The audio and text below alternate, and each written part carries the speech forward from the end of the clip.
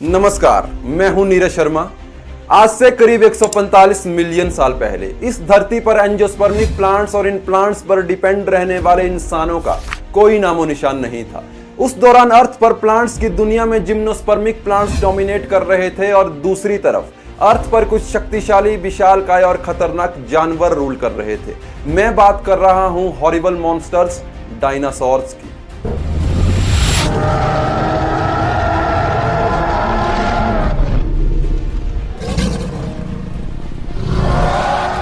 पंद्रह करोड़ वर्षों तक इस धरती पर राज करने वाले इन डायनासोर्स की लगभग 1000 प्रजातियां थी, जिनमें से कुछ डायनासोर शांत स्वभाव के थे और कुछ डायनासोर हिंसक और खतरनाक। इनमें से अधिकतर डायनासोर इतने विशालकाय थे कि इनकी हाइट 100 फीट से अधिक थी और वजन लगभग 80 टन, और ये इतने तेज थे कि इनकी रफ्तार लगभग 90 किलोमीटर पर आवर थी। जबड़े इतने ताकतवर कि अपने शिकार की हड्डियों को एक सेकंड के अंदर चकनाचूर कर दे। इन भयानक जीवों ने लगभग 15 करोड़ वर्षों तक इस प्लेनेट पर राज किया, लेकिन एक दिन एक ऐसी घटना घटती है, ये मॉन्स्टर्स अचानक से इस धरती पर से गायब हो जाते हैं। आखिर वो कौन सी घटना थी जिसने इस धरती पर से इन मॉन्स्टर्स का नामो निशान मिटा दिया? आइए समझते हैं। When the asteroid struck, most of the impact energy was deflected out or up. Only 1% of the force traveled down into the ground. But it's enough to ring the planet like a bell.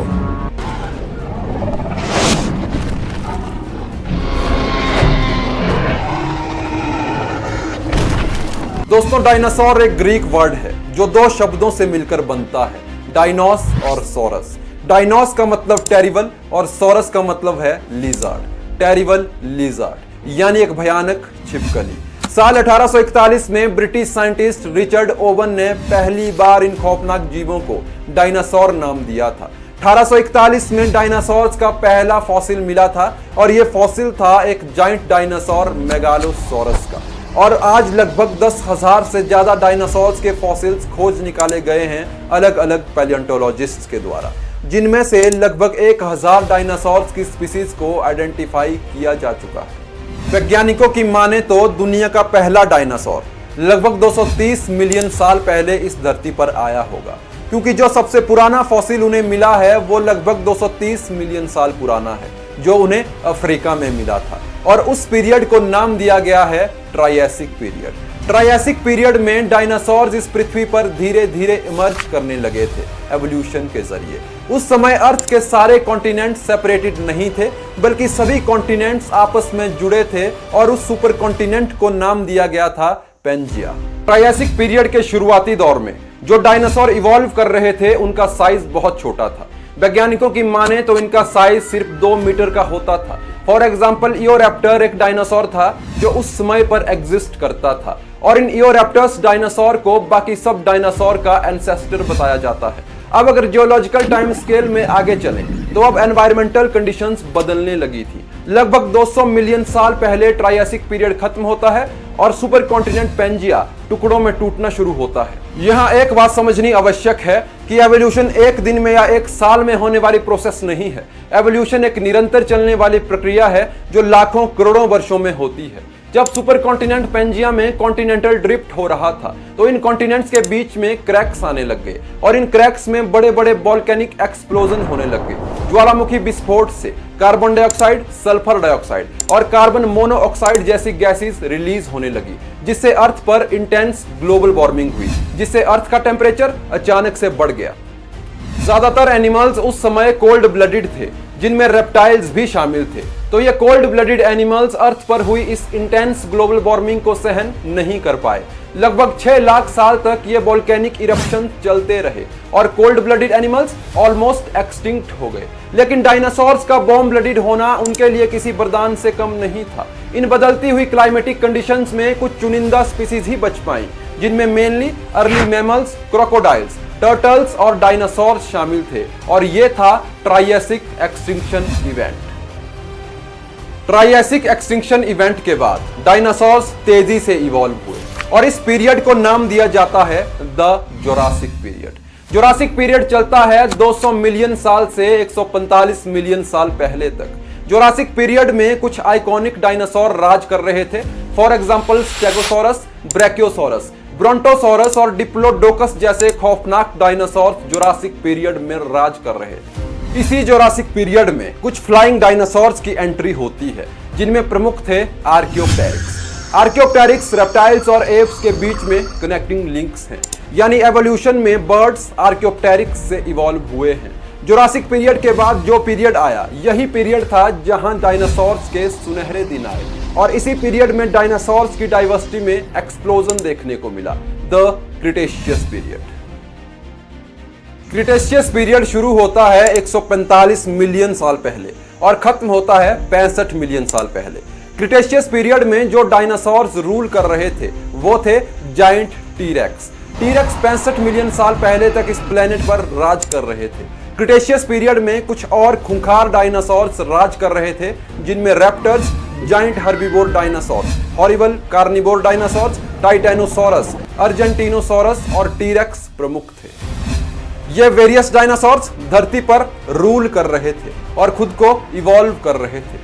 सब अच्छा चल रहा था, फिर एक दिन एक ऐसी घटना घटती है जो डायनासोर्स के विनाश का कारण बनती है। एक बड़ा सा एस्टेरॉयड जिसका डायमीटर लगभग 15 किलोमीटर का था, 30 किलोमीटर पर सेकंड की रफ्तार से अर्थ की तरफ आता है और अर्थ के साथ टकरा जाता है। 65 मिलियन साल पहले अर्थ पर हुई ये एस्टेरॉयड स्ट्राइक क्रिटेशियस पीरियड का खात्मा कर देती है।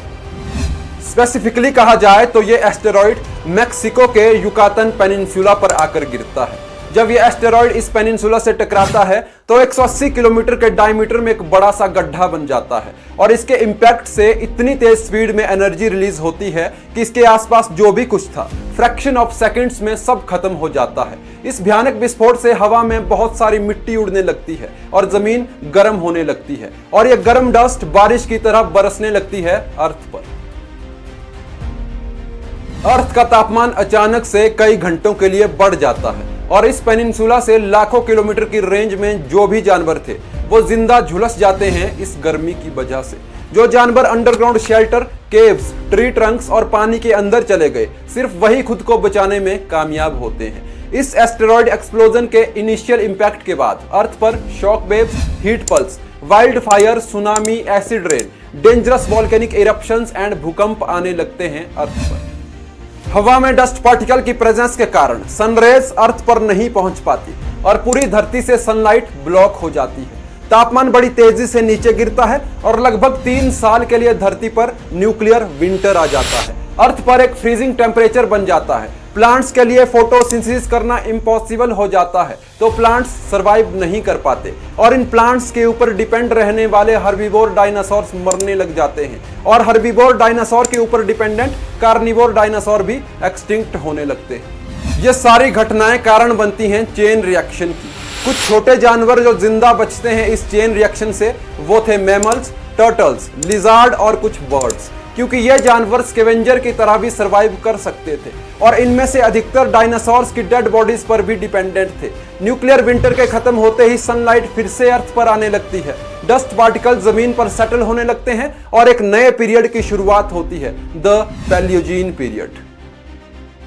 पैलियोजीन पीरियड बची हुई प्लांट्स और एनिमल स्पीसीज के लिए एक अपॉर्चुनिटी और नई पॉसिबिलिटीज को लेकर आता है। जो प्लेनेट के डोमिनेटिंग एनिमल्स डायनासोर्स थे अब वो खत्म हो चुके थे। अब बाकी बचे एनिमल्स को मौका था इस धरती पर राज करने का।